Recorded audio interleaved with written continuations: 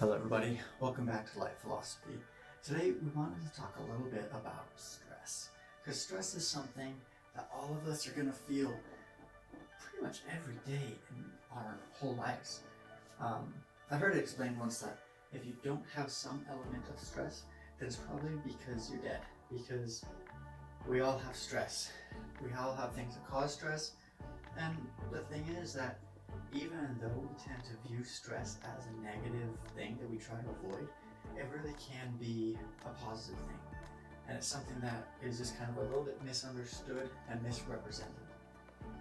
But there's one important distinction that we need to make when it comes to stress, and that is, what's the difference between a stressor and stress? To do that, I'd like to enlist the help of a handsome friend of mine who I'd like to have explain what a stressor is, and I'll explain what stress is. And so let's do that. I gotta focus a little bit. So that's my handsome stressor friend. So I'm gonna give him a second to explain what a stressor is. So a stressor is basically any sort of stimulus or an event that causes your body to feel out of place and unsecure. And so a stressor, for example, is like an upcoming exam. Those are horrible stressors, not a fan. Another stressor could be something like your in-laws are coming and maybe you disagree on different things, or maybe it's just stressful just to have your in-laws over because that's some high pressure sometimes. Or it could be something like a date. Often dates can be stressful, especially a first date with a pretty girl that you've been wanting to ask out for a while. That kind of stuff. Those can all be stressors. And now they're not all bad, of course. It's just how you respond to the stressor that can make it a good or a bad thing. Which we will have my handsome counterpart explain. Oh, thank you for coming. You can go. Cool.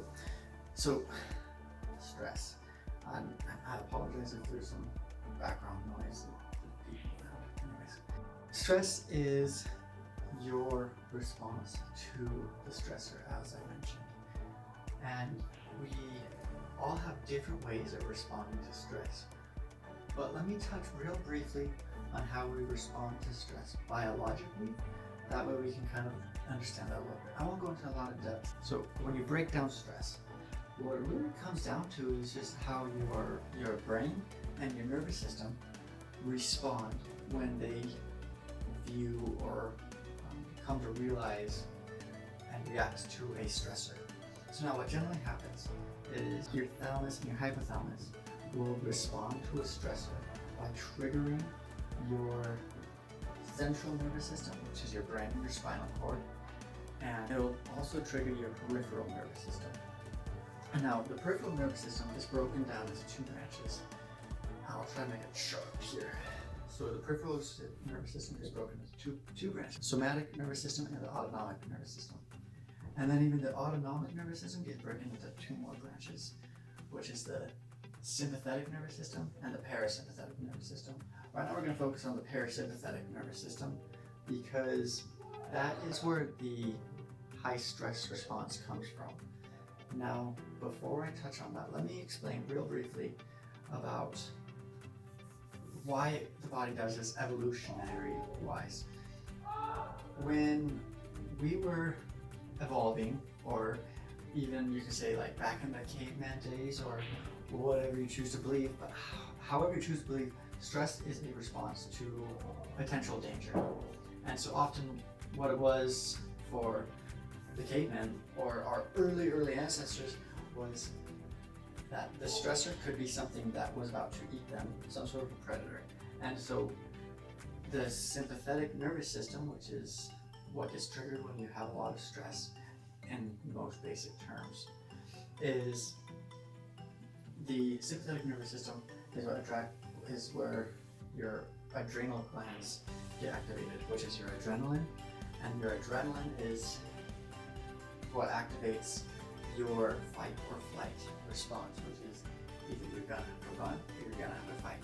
It makes it so your immune system is lessened because it's focusing all energy to your muscles and your heart and dilating your pupils so you can take in more taking more of what's going on. It also makes your digestive system, it kind of tells it to kind of take a break for a second because we don't need to focus our energy on you. And so what it really comes down to is that stress is your body's way of trying to get you out of a dangerous situation. And when this is just a short-term thing, then that's perfect and fine. But when it's prolonged and it becomes chronic stress, or even just a long period of stress, then you have the danger of getting sick easier, and often even like jump into the extreme. Science proves that you are more likely to die earlier if you're not able to cope with your stress properly. And so stress is something that all of us have, but it's not always a bad thing, because it's just the body's natural response to what we perceive to be dangerous. And so if you're able to change your perceptions, like thinking of an exam differently, or viewing your in-laws coming differently, if you're able to view those stressors differently, then your stress regarding to those will be different as well. And it doesn't always have to be an unhealthy type of stress. Stress can be healthy too. It can be something that motivates us and pushes us and drives us to be better and to improve. So that's what that's what I want to leave on today for this video about stress and stressors. But I'll try to make another video that explains more biologically exactly everything that goes on when you're experiencing stress. Because today, this video was a very, I guess you could say, Spark Notes version of it. And then I'd like to talk about coping with stress as well. But I hope that this was a little bit helpful, and I hope to see you again next time on Life Philosophy.